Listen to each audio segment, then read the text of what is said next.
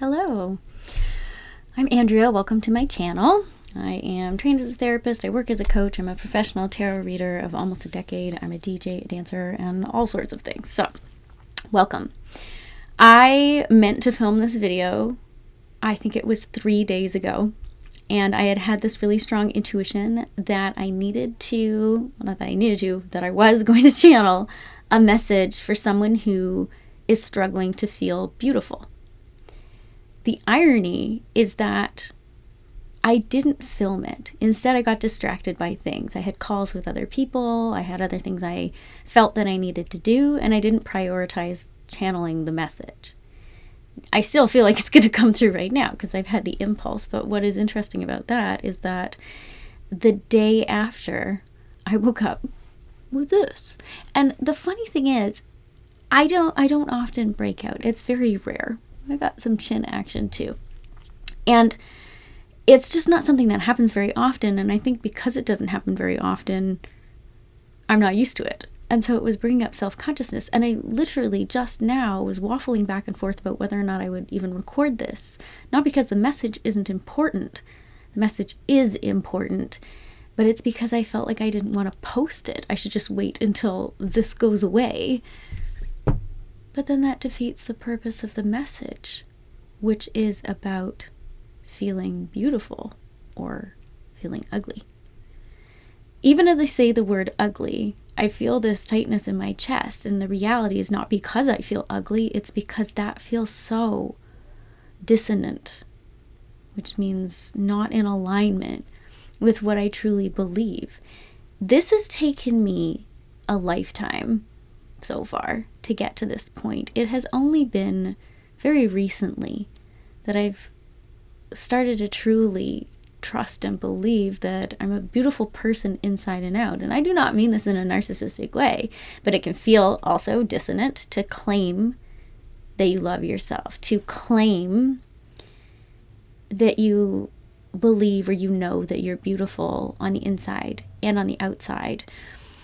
There is a message that we get within our culture and our society that we aren't supposed to feel good about ourselves, because if we did that, then we wouldn't be buying products, beauty products, right? But this is a subtle message. We're told explicitly that we should love and appreciate ourselves and, have confidence. But then this implicit message, which is like a subliminal, if you will, or the unconscious, it's demonstrating to us that we are never good enough because we're being shown images that are too perfect. It's impossible to look the way that people look in magazines and on TV because they're edited, right?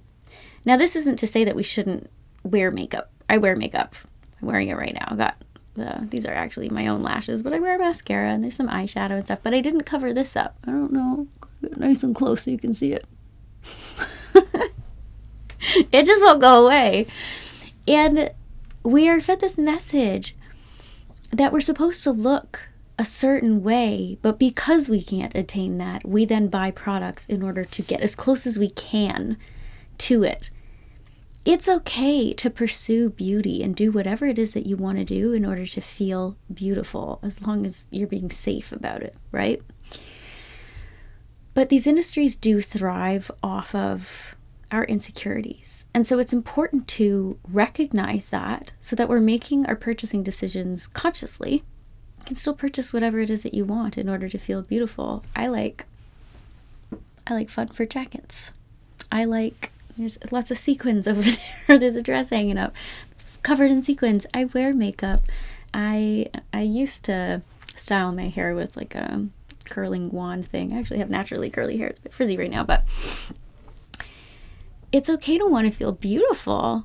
There's also nothing wrong with makeup artistry or fashion or style.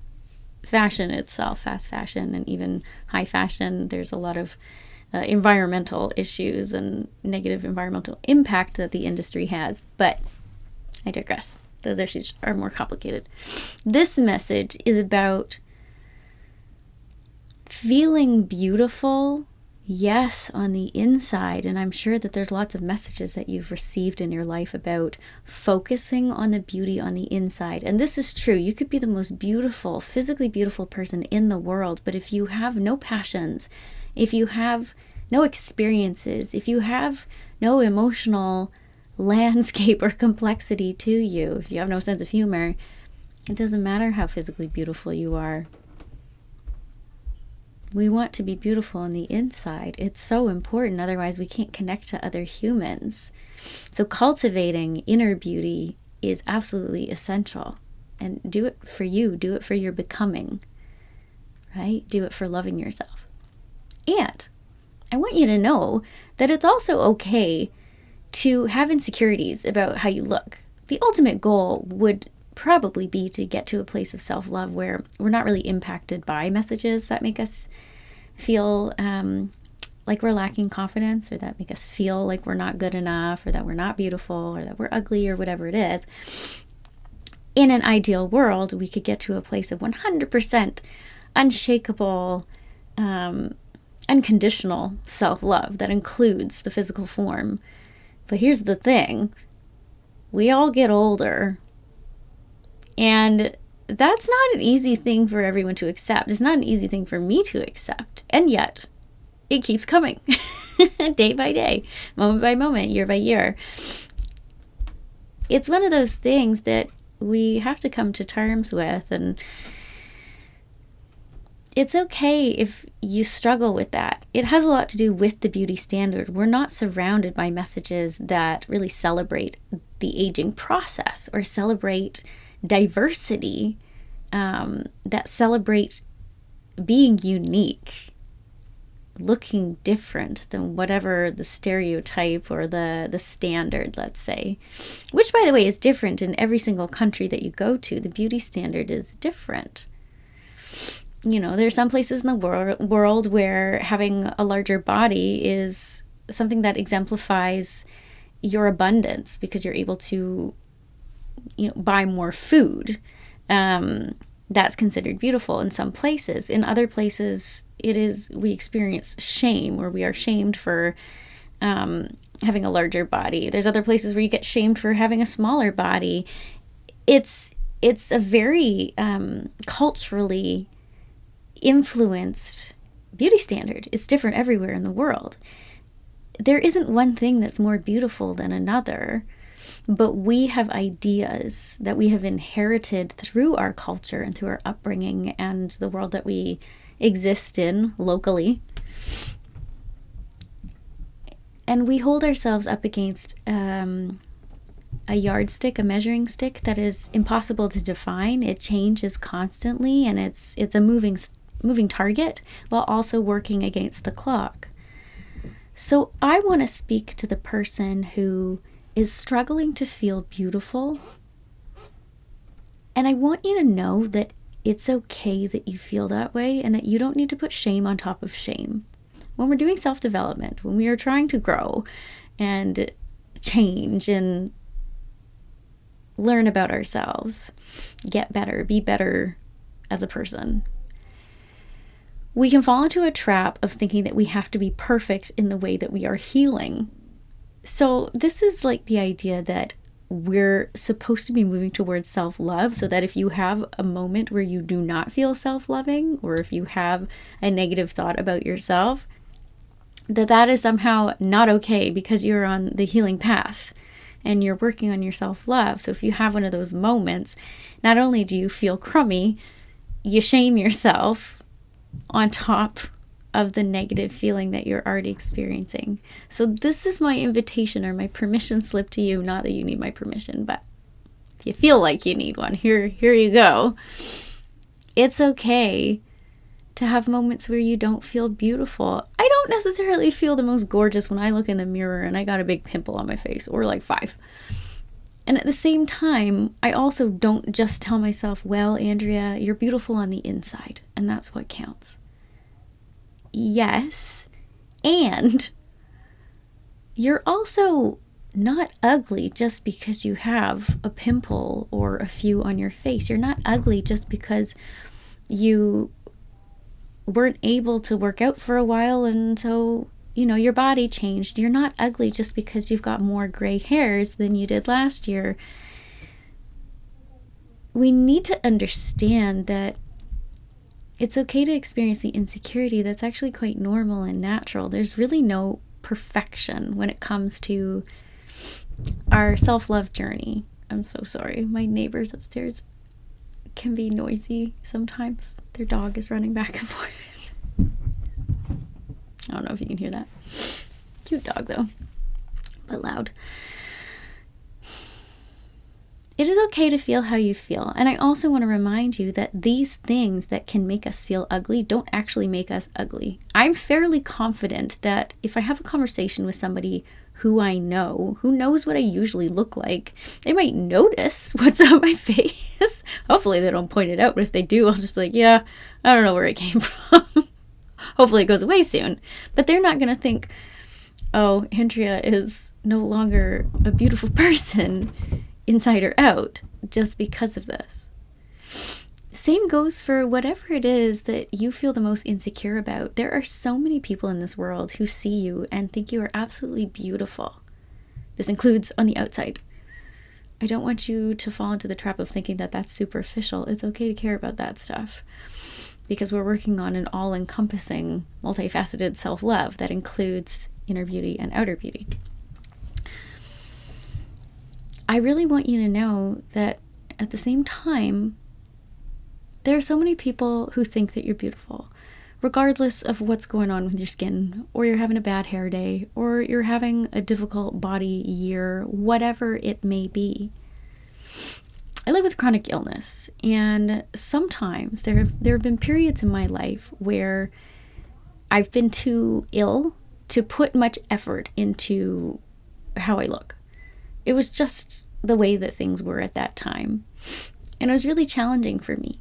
So one of the most empowering things I've ever done is I've started to try to accept myself for how I am in each and every moment.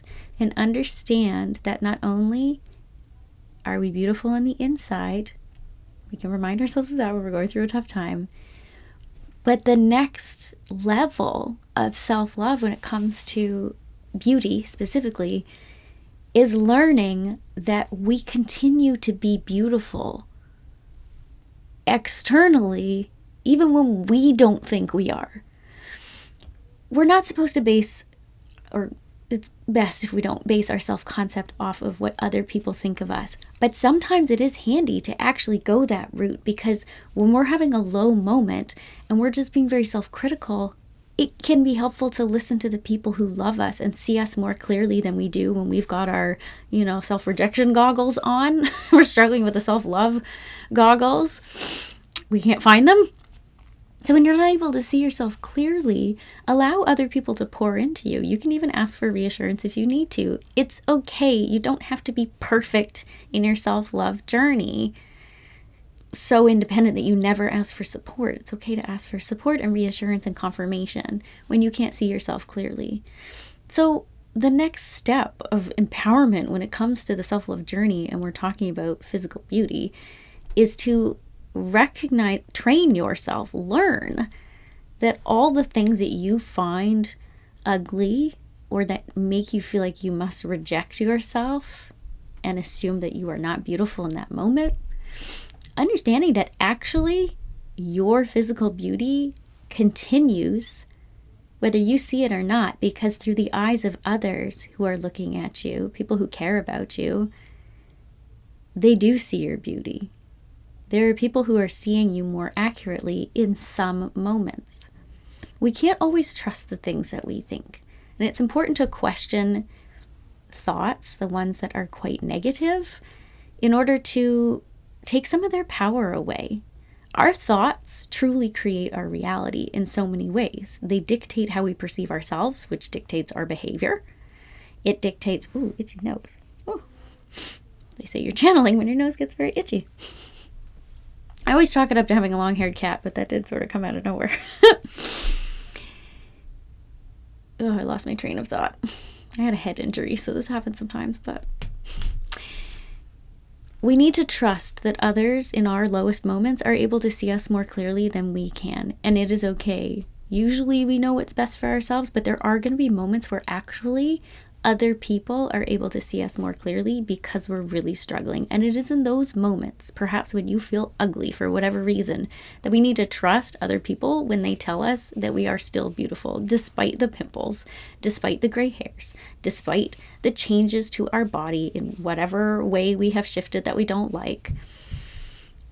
Maybe, the days, for example, like I've become quite comfortable not wearing makeup, but at the time when I was really, really struggling with my physical health, I felt very self-conscious when I was unable to put makeup on because I was just in too much physical pain, or I was too tired, or I wasn't going to be leaving the house, so what was the point? But I really prided myself on being someone who took care of themselves in that particular way. Now I know that self-care and taking care of myself isn't really makeup dependent. It's not perfection dependent, but it was important to me at that time. So it brought up shame when I was unable to put my makeup on and look the way that I wanted to look. I spent a lot of time in my pajamas, which now I realize is such a privilege. So I do enjoy being in my pajamas when I can. So this message is for whoever is not feeling beautiful. There's something that is hard to communicate when you're channeling and you're talking to someone who from their perspective is like, well, we're strangers. You don't know what I look like. How could you possibly know that I'm beautiful? And there are going to be people in the comments under this video who probably point that out. They will also probably point out the pimple, but I beat you to it. It's looking good. I feel like it's developing a personality of its own. There's always going to be people who just throw in some comment because they just have to do their best to ruin the party. But I want you to know that when I'm channeling something, this is an energetic connection. I am speaking to you, whoever you are, and I'm telling the truth because it's an energetic link, an energetic connection where I feel the beauty that lives within you, but also is you, that you are. I know that you are. It's a deep knowing. I can't explain it. I just know. I want you to really hear that. I want you to, if you can, feel that. I want you so deep down, if you can, to accept what I'm saying. And if you can't receive it from me because you can't suspend your disbelief and you're like, wow, she can't actually see me. All right, fine. You don't have to roll with that. Trust the people in your life who love you and who can see you, can physically actually see you, when they tell you that you're beautiful. One of the most important things in self-love is to actually be able to know, like, use your discretion when it comes to the things that people outside of us are telling us. And I'm going to encourage you to use your discretion when it comes to the things that we are also telling ourselves. When you are given criticism, I don't mean feedback that like constructive criticism, that kind of feedback. I'm talking about actual criticism, unkind criticism, whether it's coming from others externally or whether it's coming from you inside internally for your inner critic. We need to call those voices into question. Do they really know? Do they really care? What is the point of that criticism? It's usually coming from their own wound, or if it's from internally, it's coming from our own wound. Because it's easier to beat people to the punch if we're mean to ourselves first. No one can hurt us, right? Wrong, but that's a strategy that a lot of people use. I laugh because I've done it too. And I would love to invite you to trust the people who can see you through the eyes of love, which are accurate, by the way. See the beauty that you are, your being, your inside, your outside, your physicality, regardless of what situation is going on. They see your beauty. We have to come to accept the fact that we remain a beautiful person even when we don't feel like it. We remain beautiful even when things change. I'm saying this not just to you. I am channeling this message as a reminder to myself too. And that's why I laughed about this, because I had the inkling that this message needed to be channeled. It was coming through and then ignored it. And then this is what happens. And so now I truly do need to hear it. This is not just for you. It is also for me. But what a handy thing to have a message like that come through that hopefully can help at least one person other than myself. It's okay if it's also just myself, but I sincerely hope it helps lots of people. For you to know that you are beautiful and to start practicing being able to see yourself through the eyes of love, through the eyes of the people who think that we are gorgeous absolutely, pretty much all the time, no matter what. Learning to trust the positive things that people have to say about us. And trust that you will be beautiful in every incarnation, every version of yourself, even if we don't feel it in the moment. Feelings are not facts. Our thoughts aren't even facts. Both of them have a pretty significant influence on how our life plays out and the behaviors that we embody in our day-to-day life, which creates our life. But there's a deeper knowing that is something that comes through when you are tapping into self-love, when it's really starting to come through and you're starting to recognize that it's becoming normal for you to care about yourself in a loving way. It's becoming normal for you to love yourself, not in a forced way, but in a real way that feels genuine. And it takes time and practice. It's so tremendously powerful to be able to not just look in the mirror, reject your external reflection, what you see, and instead default to, well, I'm beautiful on the inside. Like, yes, you are. And you're beautiful on the outside. You're just not seeing it clearly right now for whatever reason. You're looking at it through the lens of insecurity. Insecurity that is not your own. You inherited it. You inherited it from critical other people, from a society and a culture that makes money off of you being insecure. You are experiencing it through the lens of maybe partners of the past or current ones who are unkind. Those opinions aren't accurate. They are not an accurate reflection of who and what you are. It's only when we start to look at ourselves through the lens of love and compassion that we start to see that we are beautiful no matter what, and that includes the inside and the outside too. So I'm going to do the brave thing and I'm going to post this.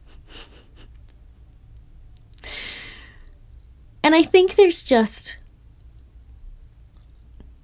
something helpful. It's a medicine for me, and I hope it's a medicine for you. In, I suppose, being a role model of sorts. I don't know. Just doing the thing, recognizing that it could be gone tomorrow.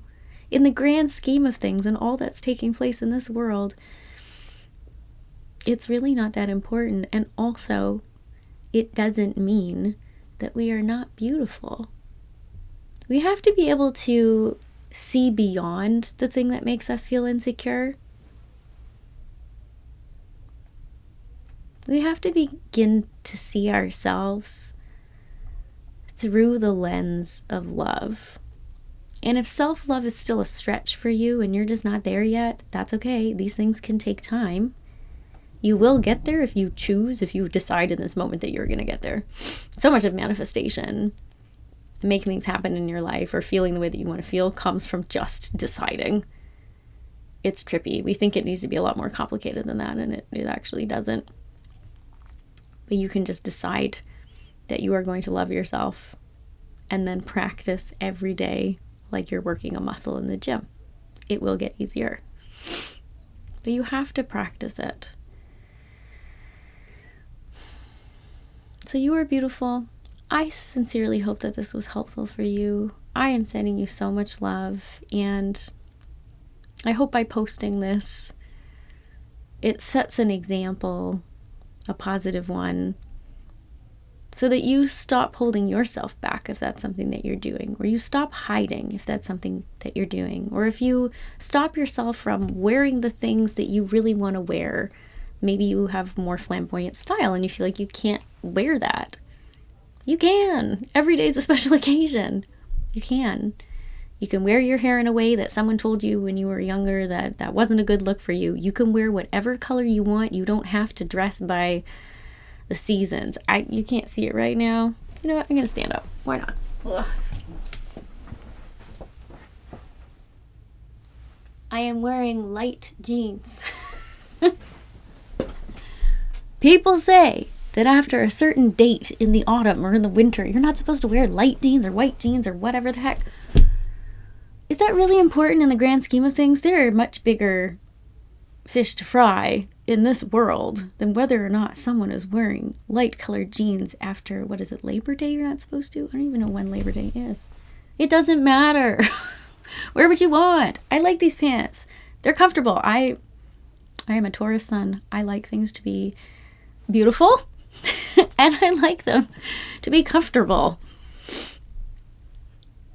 So do what you want. Do what you want. Do it for you. Don't do it for anybody else.